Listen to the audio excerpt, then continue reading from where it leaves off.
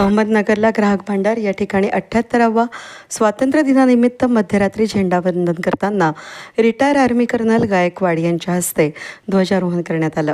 गेल्या 78 वर्षांपासून ग्राहक भांडार या ठिकाणी 14 ऑगस्टमध्ये रात्री 12:01 झेंडावंदन करण्यात येतं.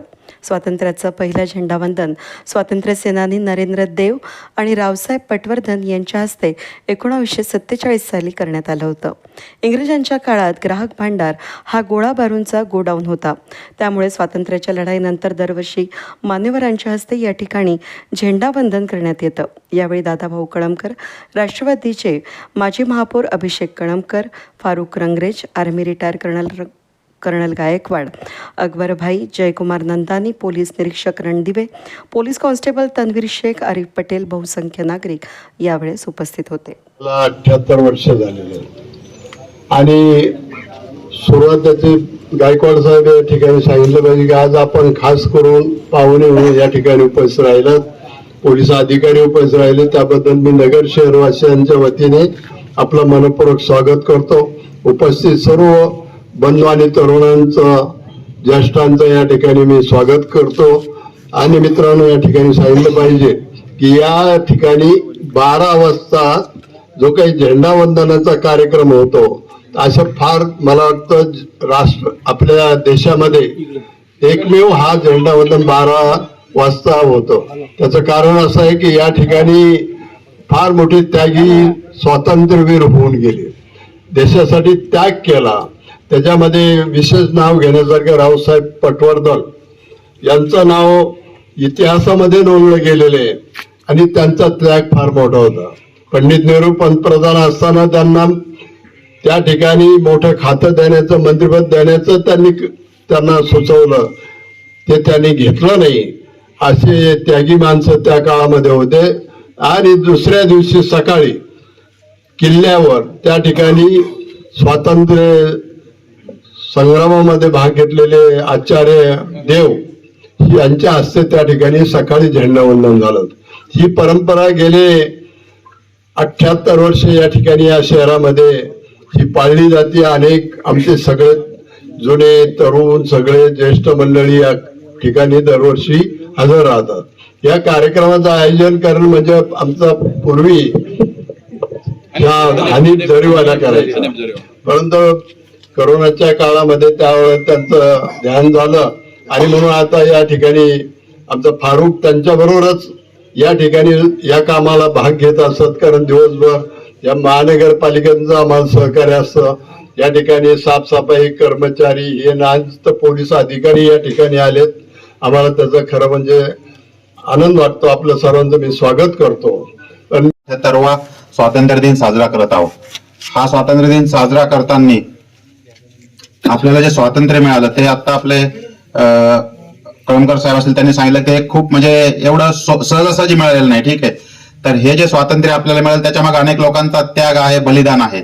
आणि हे स्वातंत्र्य टिकून ठेवताना आपल्याला सीमेवर, सीमेबाहेर, तसेच आपला जो समाज आहे किंवा आपण जिथे राहतो, तर हे सगळ्यांपासून म्हणजे आपल्याला जो एक धोका आहे, तर आपण सर्वांनी मिळून या गोष्टींचं हे केलं पाहिजे की आपण आपली देशाची सुरक्षितता कशी ठेवू. साहेबांनी सांगितलं आपल्याला जसे संविधानाने अधिकार दिले तसे कर्तव्यही दिले आहे.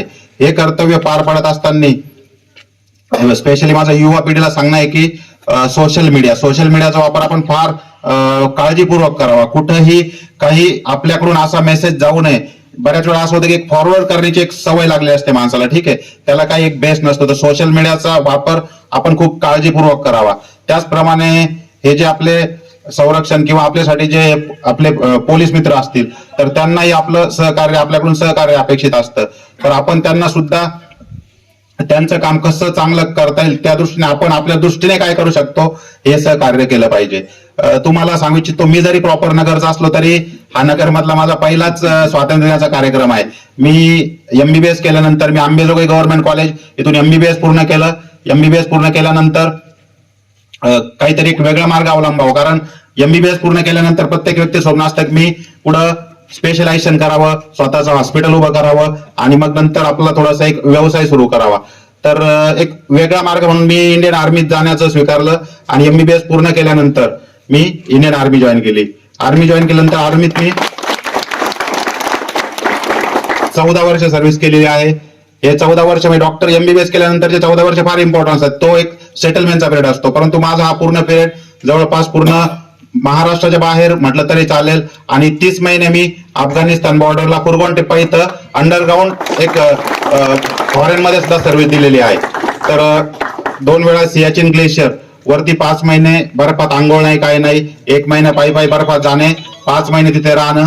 तर या 2दा सियाचीन केलं. आपला इन्फंट्रीचा जो सोल्जर असतो सैनिक, तो सुद्धा ही गोष्ट त्याला आयुष्यात एकदाच करायला मिळते, त्याला 2दा पाठवत नाही. मी हे दोन्ही टेन्युअर 2 वेळा सियाचीन मी 1 वर्षात केलं. आणि त्यानंतर सियाचीनला पृथ्वीवरचं नरक मानतात, तर त्या नरकातून मी 2दा परत आलेलो आहे. ठीक आहे. तर 2दा नरकातून परत आल्यानंतर ज्यावेळेस माझी शेवटची पोस्टिंग मिलिटरी हॉस्पिटल अहमदनगर मध्ये येथे होते, त्यानंतर मला बऱ्याच जणांनी विचारलं, सर आता रिटायरमेंट नंतर काय करणार, किंवा मग आता तुम्ही सर हॉस्पिटल सुरू करा. तर मी जे माझं MD मेडिसिन केलेलं आहे, मी MD मेडिसिन आहे. आणि MD मेडिसिन मी पुण्यातले आपलं प्रसिद्ध कॉलेज AFMC, ठीक आहे, आर्म फोर्सेस मेडिकल कॉलेज, तिथून मी माझं MD मेडिसिन केलं. आणि शेवटची पोस्टिंग नगरला आल्यानंतर मला माहित होतं आता रिटायर होणार आहे. बऱ्याच मला ऑफर आल्या, त्यानंतर कोणती ऑफर घ्यावी कोणती नाही असं माझ्या मनात कधी डाऊटच आला नाही. माझं होतं काहीतरी मी चॅरिटेबल काम करावं. 14 वर्ष मी आर्मीत तेच करत आलो होतो. तर सगळ्यांनी मला रिक्वेस्ट केली की सर आपला ECHS आहे, रिटायर्ड सैनिक, त्यांचे आई वडील, त्यांची पत्नी आणि त्यांचे मुलं यांच्यासाठी एक आर्मी कॅम्पमध्ये हॉस्पिटल आहे, ते तुम्ही जॉईन करा. तर ते सगळ्यांनी मला आग्रह केल्यानंतर माझ्या मनात होतं त्याचप्रमाणे एक सिव्हिल पॉप्युलेशनला काय करता येईल. तर सिव्हिल पॉप्युलेशन साठी आपण काहीतरी, आता आपण नगरच्या आहोत, नगरच्या इतर व्यक्तींना आपण आपली सेवा कशी देऊ शकतो.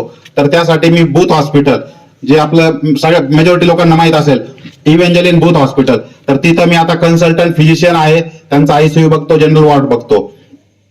तर दोन्ही ठिकाणी एक चॅरिटेबल अँगल ठेवून मी मागचे 7 ते 8 महिने नगर शहरात सर्व्हिस दिलेली आहे. पुढच्या काळातही अशीच सर्व्हिस देण्याचा मला प्रयत्न असेल. आणि तुम्ही सर्वांनी मला इथं बोलवलं, हा मान दिला, आणि त्याबद्दल मी तुमचे आभारी आहे.